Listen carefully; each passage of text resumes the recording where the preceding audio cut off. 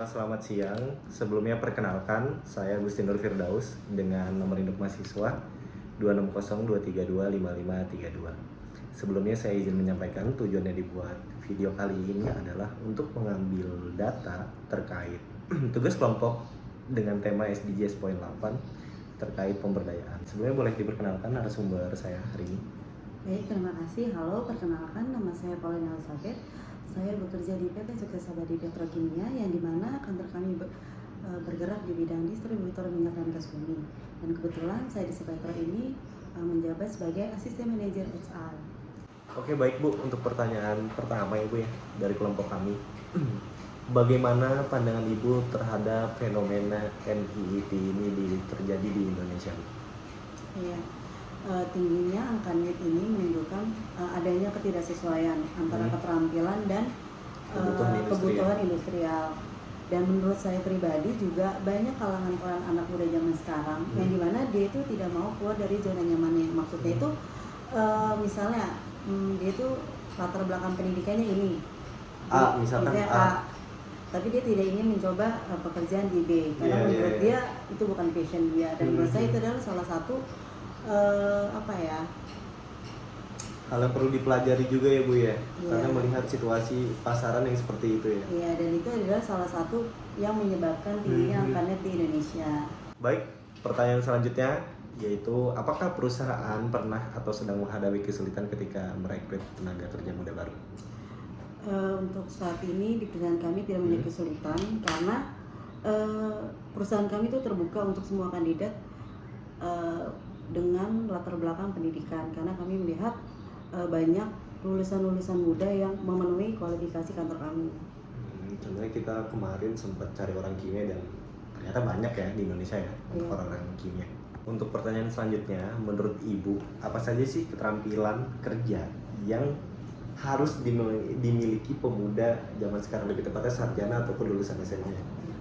Pemuda harus memiliki keterampilan teknis, soft skill, dan juga sifat yang proaktif terhadap pekerjaan itu sendiri.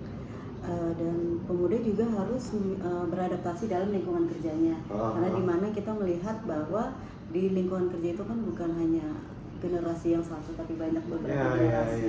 Lebih tepatnya lintas generasi seperti itu ya. Iya, betul. Yang dimana kadang ketika menyelesaikan permasalahan itu kan karena perbedaan generasi, jadi cara menyelesaikan itu berbeda-beda. Benar. Lihat ya situasi di kantor kita banyak lah terkait ini, bukan masalah ngomongin skill tapi miskomunikasi antar lintas generasi itu juga sih. Nah betul, jadi komunikasi juga sangat penting juga untuk dimiliki pemuda zaman sekarang. Untuk pertanyaan selanjutnya, bagaimana perusahaan Anda atau perusahaan Ibu membuka kesempatan kerja atau praktik kerja atau magang ya Bu ya bagi lulusan ataupun mahasiswa tingkat akhir? Menurut saya kantor kami itu sangat terbuka sekali untuk membuka kesempatan-kesempatan bagi mahasiswa semester akhir, bagi mahasiswa baru yang belum memiliki pengalaman. Jadi kantor kami itu ya dimana mereka dapat mengenal dunia kantor, dunia lingkungan kerja yang lebih nyata. Jadi juga kita di kantor kita juga beberapa kali juga menerima ya Bu ya? Iya betul, di kantor kami juga beberapa kali kita menerima mahasiswa-mahasiswa semester akhir untuk magang di kantor kami. Dan beberapa juga employment di kantor kita juga melalui penilaian di program magang di kantor kita. Iya betul. Pertanyaan selanjutnya, bagaimana perusahaan Ibu melihat tantangan dan peluang dalam merekrut tenaga kerja muda di tengah upaya mendukung target SDGs poin 8 khususnya Bu ya dalam pengurangan angka NEET ini? Dari kantor kami adalah kami akan tetap menerima lulusan-lulusan baru yang mungkin akan menjadi tantangan bagi kami adalah lulusan-lulusan baru ini kan masih minim pengalaman ya. Nah jadi mungkin cara mengatasi kantor kami adalah dengan membuka sertifikasi, terus kami juga membuat program pelatihan yang dimana mungkin itu akan membantu mereka dalam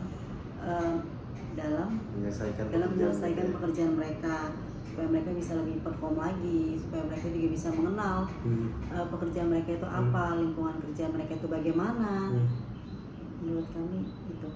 Karena emang di kantor kita sekarang juga lintas generasi ini terkesan untuk lulusan muda ya suatu tantangan juga. Iya betul. Jadi mungkin dengan hadirnya program dari HR sendiri yaitu team building ataupun ya suatu hal yang membantu pendekatan atau saling mengenal terhadap divisi lainnya, ini benar-benar membantu juga sih. Pertanyaan terakhir nih Bu, apa pesan atau opini pribadi dari Ibu untuk mendukung SDGs poin 8 ini? Mungkin pertama untuk pemerintah, dimana saya berharap pemerintah itu bisa lebih memfokuskan lagi dalam membuat kebijakan-kebijakan dalam proses rekrutmen yang terjadi di suatu perusahaan. Contohnya itu menurut saya seperti kualifikasi umur itu menurut saya perlu diatur lagi, karena menurut saya kualifikasi umur itu tidak terlalu penting karena kita itu memerlukan dari kreativitas, keterampilan dari pribadi itu sendiri. Sedangkan umur tidak terlalu mempengaruhi ya Bu. Iya betul. Dan yang kedua adalah saya berharap banyak masyarakat Indonesia itu dapat menggunakan media sosial itu dengan baik dan tepat sasaran dalam mencari program-program pemerintah tentang pelatihan-pelatihan berkelanjutan yang bisa meningkatkan personal branding. Iya betul. Terlebih lagi melihat NIT ini kan yang tinggi juga di usia muda ya Bu. Melihat gen-gen sekarang yang memiliki privilege sosial media dan mengakses informasi kan lebih mudah ya. Iya, dan menurut saya untuk Gen Z itu dalam mencari informasi itu tidak terlalu sulit ya. Benar-benar. Karena mereka itu sangat mungkin bisa kita bilang melek teknologi. Jadi menurut saya ini sangat membantu sekali untuk Gen Z. Untuk meningkatkan personal branding ya. Iya, Sehingga beberapa industri tertarik untuk bekerja sama dengan karyawan tersebut atau personality pemuda tersebut ya baik. Oke baik Bu, makasih banyak sebelumnya untuk mengambil video dalam tugas kelompok saya Bu. Saya sekali lagi ucapkan terima kasih untuk Ibu Paulina selaku perwakilan dari Asisten Manajer HR ya Bu. Iya betul.